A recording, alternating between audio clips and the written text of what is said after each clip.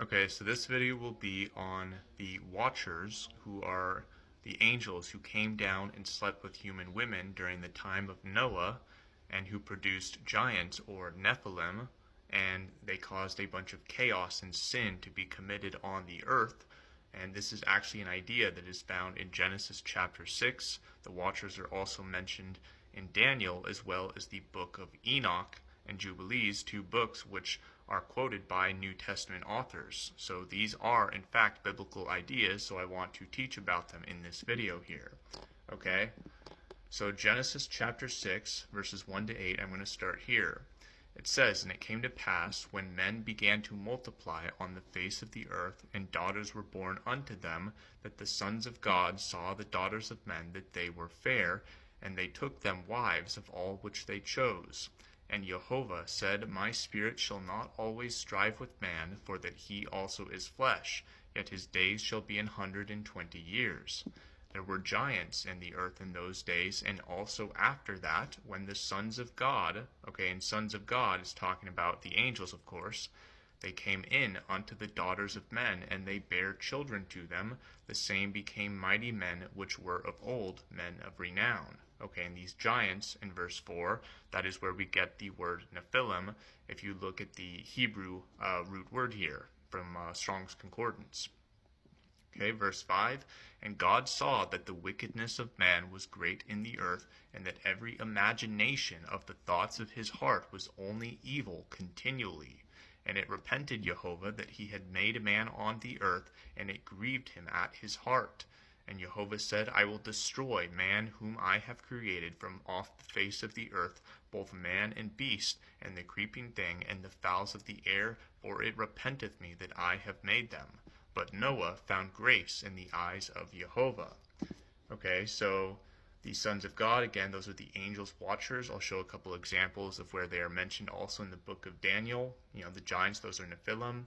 So man's wickedness on earth at this time causes God to destroy them all and bring about the flood. And you'll see from Enoch, which we're going to get into as well, that man's wickedness is even taught to them, a lot of it, by these angels who had higher knowledge, and this is why they are judged more harshly, as you'll also see. Okay, so just to show that these watchers are also mentioned in the canon, in Daniel chapter 4, verse 13, it says, "I saw in the visions of my head upon my bed, and behold, a watcher and a holy one came down from heaven." Okay, so a holy one from heaven, that is a watcher, it's an angel.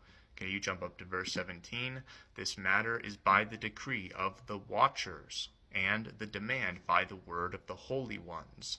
Okay, and that's not the full verse, but that gets the point across. You go to verse 23, again, Daniel chapter 4 still. "And whereas the king saw a watcher and an holy one coming down from heaven, and saying, Hew the tree down and destroy it, it leaveth the stump of the roots thereof in the earth." Okay, and it goes on, it's talking about this dream that the king of Babylon had. But the point is here, there are three mentions of the watchers in the canon, so this is a biblical idea. Okay, it's not something that the book of Enoch just made up.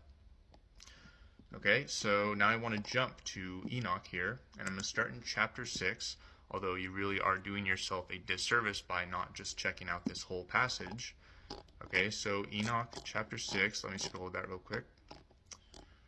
Okay, so starting verse 1, "And it came to pass, when the children of men had multiplied, that in those days were born unto them beautiful and comely daughters." Okay, so this is the same as Genesis chapter 6, which we just read so far. "And the angels, the children of the heaven, saw and lusted after them, and said to one another, Come, let us choose us wives from among the children of men, and beget us children. And Semjaza, who was their leader, said unto them, I fear ye will not indeed agree to do this deed, and I alone shall have to pay the penalty of a great sin. And they all answered him and said, Let us all swear an oath, and all bind ourselves by mutual imprecations, not to abandon this plan, but to do this thing. Then swear they all together, and bound themselves by mutual imprecations upon it. And they were in all 200, who descended in the days of Jared on the summit of Mount Hermon, and they called it Mount Hermon because they had sworn and bound themselves by mutual imprecations upon it. Okay, so they put themselves under this curse, this oath, so that they must do it. And these are the names of their leaders. Okay, it starts listing a bunch of these angel names that are honestly some of them kind of hard to pronounce. I'm going to skip over that to chapter 7. Okay, so chapter 7, verse 1, and all the others together with them took unto themselves wives, and each chose for himself one, and they began to go in unto them, and to defile themselves with them. And they taught them charms, and enchantments, and the cutting of roots, and made them acquainted with plants. And they became pregnant, and they bare great giants, whose height was 3,000 ells. Okay, I'm not sure what that measurement actually means, but it was something that was very large compared to how people are, of course. Who consumed all the acquisitions of men. And when men could no longer sustain them, the giants turned against them and devoured mankind. And they began to sin against birds and beasts and reptiles and fish, and to devour one another's flesh and drink the blood. Then the earth laid accusation against the lawless ones. Okay, chapter 8. And Azazel taught men to make swords. Okay, and this is interesting. Azazel, this is the word used in Leviticus 16, if you check Strong's Concordance, for the scapegoat on Day of Atonement. Worth noting there. And knives and shields and breastplates, and made known to them the metals of the earth, and the art of working them, and bracelets and ornaments, and the use of antimony, and the beautifying of the eyelids. Okay, this is interesting to point out because fallen angels are the ones that taught people makeup. Okay, so makeup, that is of these devils, these fallen angels, so you should not be doing that. It's covetousness, it's caring about what other people think about you. It's not what God gave you, so you should not be wearing makeup. There's even severe punishments for this in the testament of Reuben, and you can see in 2 Kings chapter 9, verse 30, that Jezebel, she painted her face. So it is an attribute of the spirit of Jezebel to wear makeup. All right, and then they're also teaching them these other things that God did not want them to have the knowledge of. And all kinds of costly stones and all coloring tinctures. And there arose much godlessness, and they committed fornication, and they were led astray and became corrupt in all their ways. Semjaza taught enchantments and root cuttings, Armaros the resolving of enchantments, Baraquijol taught astrology, Kokabel the constellations, Ezekiel the knowledge of the clouds, Araquiel the signs of the earth, Shamsiel the signs of the sun, and Sariel the course of the moon. And as men perished, they cried, and their cry went up to heaven. Okay, so the watchers, they make this oath to fornicate with the daughters of men, knowing that it is sin. Okay, they knew full well that what they were doing was wrong. And they teach mankind all kinds of witchcraft, enchantments, right? Sin, divination, including the wearing of makeup. Okay, the human women sleeping with these fallen angels, and this is important to point out, it represents how we, okay, the church, fornicate against God by breaking his covenant and committing adultery with evil spirits, right? So we are supposed to be the bride of the Messiah. If we reach that higher standard, we're supposed to keep the 10 commandments, the 10 wedding vows, and churches today are not doing that. They're going after other gods. They're doing pagan festivals like Christmas, Easter, Halloween, even sun god day worship, which comes from the Emperor Constantine in 321 AD, and all this stuff is idolatry in the eyes of God, which is spiritual adultery. So we're committing fornication against God with these evil spirits.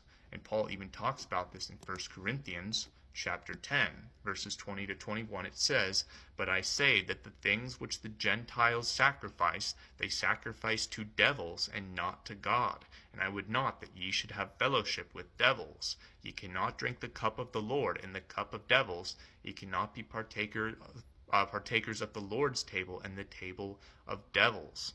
Okay, so we are going after these other gods. We're sacrificing to devils, okay? You know, actual false gods, they're not actual gods. Okay, we know that an idol is nothing, but it is actually devils who are causing people to do these pagan practices. So that is who you are going with. You're sinning against God with these evil spirits instead of worshiping God how he tells you and keeping his commandments. You're turning away from the covenant.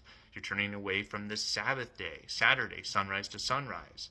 You know, speaking of Genesis, it's super important that God created heaven and earth in 6 days and rested on the seventh. So that's how you should worship him, by keeping his Sabbath day and honoring his creation.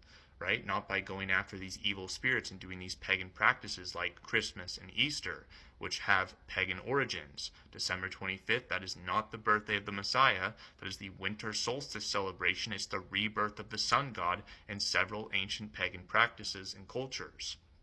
So Easter, that's Ishtar worship, the bunnies, the eggs, those are fertility symbols. So all this stuff is witchcraft in the eyes of God. And one of these very first sins that mankind did is they started sleeping with these evil spirits. They went to these evil spirits instead of worshiping God. So this is how it represents us today. It's the same, type of, sin, basically. Right? So now I want to jump up a little bit to Enoch chapter 10. Chapter 9 is important too. You should read that, but I'm just going to skip ahead for the sake of time. It's just basically the four archangels, Michael, Uriel, Raphael, and Gabriel, all making suit to God about the cries of man that are coming because of the Watchers and their offspring, the Nephilim. Okay, so chapter 10, let's skip up to this. This is the Most High, Jehovah, his decree. So it says, verse 1, Then said the Most High, the Holy and Great One, he spake, and sent Uriel to the son of Lamech, and said to him, Go to Noah, and tell him in my name, Hide thyself, and reveal to him the end that is approaching, that the whole earth will be destroyed, and a deluge is about to come, talking about the flood, upon the whole earth, and will destroy all that is on it. And now instruct him that he may escape, and his seed may be preserved for all the generations of the world. And again the Lord said to Raphael, Bind Azazel hand and foot, and cast him into the darkness, and make an opening in the desert which is in Judea, and cast him therein, and place upon him rough and jagged rocks, and cover him with darkness, and let him abide there forever, and cover his face, that he may not see light. And on the day of the great judgment he shall be cast into the fire, and heal the earth, which the angels have corrupted, and proclaim the healing of the earth, that they may heal the plague, and that all the children of men may not perish through all the secret things that the watchers have disclosed and have taught their sons, that the whole earth has been corrupted through the works that were taught by Azazel. To him ascribe all sin. And to Gabriel said the Lord, Proceed against the bastards and the reprobates, and against the children of fornication, again talking about the giants that the Nephilim produced with human women, and destroy the children of fornication and the children of the watchers from amongst men, and cause them to go forth. Send them one against the other, that they may destroy each other in battle, for length of days shall they not have, and no request that they, their fathers also, make of thee shall be granted unto their fathers on their behalf. For they hope to have an eternal life, and that each one of them will live 500 years. Okay? So the sins of the fallen angels and their offspring with mankind is what causes the flood to come upon the earth. They are bound in prison, okay, tartarus, and I'll show this later in the canon, where it's talking about this same word, until the day of great judgment, where they will be cast into the lake of fire, which is Gehenna. That is the lake of fire, that is eternal conscious torment. Right, so that's what we typically think of hell, but hell in the New Testament has actually three different words that are translated to hell, and the first one, at least that I just mentioned here, tartarus, that is not the same as the lake of fire, Gehenna. Okay, so the eternal torment was specifically designed for these angels, and God commands the Watcher's children to be destroyed here. Okay, so the point is, this lake of fire, this eternal conscious torment, this was never originally meant for humans, but if they reject the Messiah and his sacrifice and they continue to sin against God, this is where they will go, because they had an opportunity to receive the truth, but they rejected it. So they get to receive the same punishment as the Watchers there. All right, so let's keep going a little bit here in Enoch. I'm going to go to verse 11, or keep going from it. And the Lord said unto Michael, Go bind Semjaza and his associates, who have united themselves with women, so as to have defiled themselves with them in all their uncleanness.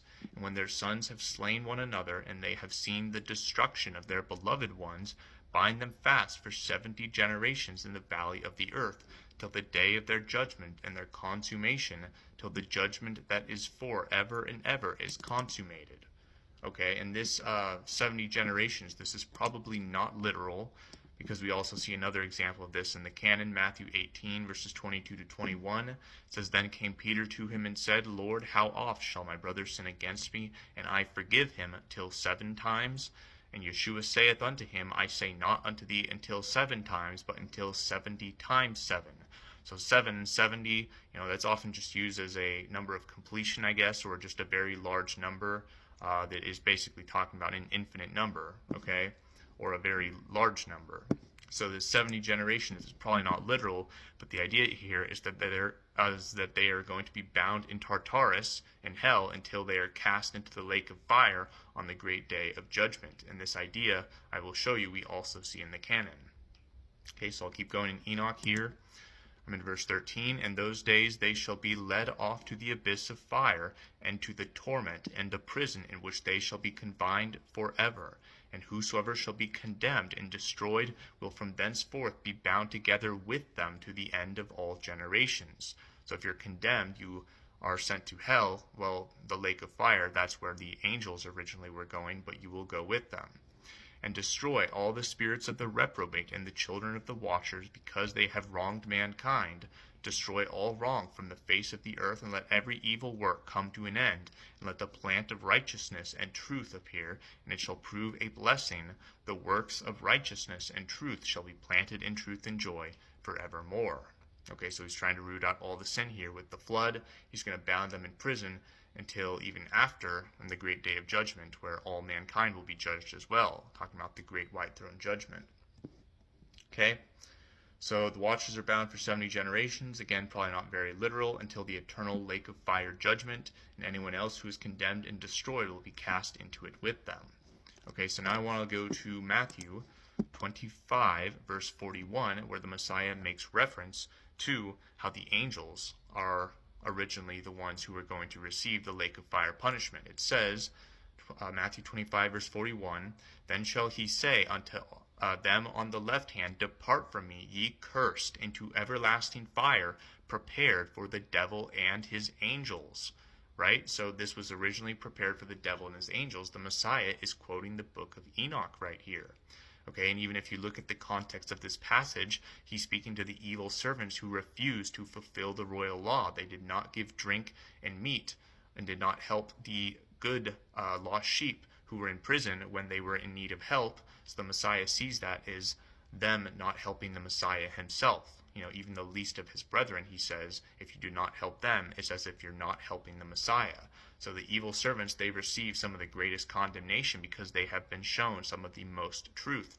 And that's why they have the same condemnation as these angels, who also knew a lot of truth that was revealed to them by God, and they shared that truth to the sons of men, which they were not supposed to do. So having a lot of knowledge, that is what is going to condemn you the most if you do not use that knowledge wisely. Okay, so you see this in Hebrews chapter 10. Says, verse 26, For if we sin willfully after that we have received the knowledge of the truth, there remaineth no more sacrifice for sins, but a certain fearful looking for of judgment and fiery indignation, which shall devour the adversaries. He that despised Moses' law died without mercy under 2 or 3 witnesses. Of how much sorer punishment, suppose ye, shall he be thought worthy, who hath trodden under foot the Son of God, and hath counted the blood of the covenant, wherewith he was sanctified an unholy thing, and hath done despite unto the Spirit of grace. Okay, so if you know the truth, you had the truth revealed to you, and you turn from it, you're in a greater condemnation than someone who was even under Moses' law. Okay, you have a greater opportunity, so you'll be judged more harshly if you refuse to take it. The people under Moses' law died if they broke it, but you don't have an opportunity, or you don't immediately get condemned to death, but you have an opportunity to repent. So if you don't take that opportunity of repentance, your judgment will be more harsh than someone under Moses' law, right? So this is why even the angels are punished so heavily, because, well, they knew their sin. Again, they intentionally made a curse, and they decided to sin against God anyway. So they are not even offered forgiveness here. That's even what we just read in Enoch. They do not get their petition granted. And it talks about that a couple more times, I believe.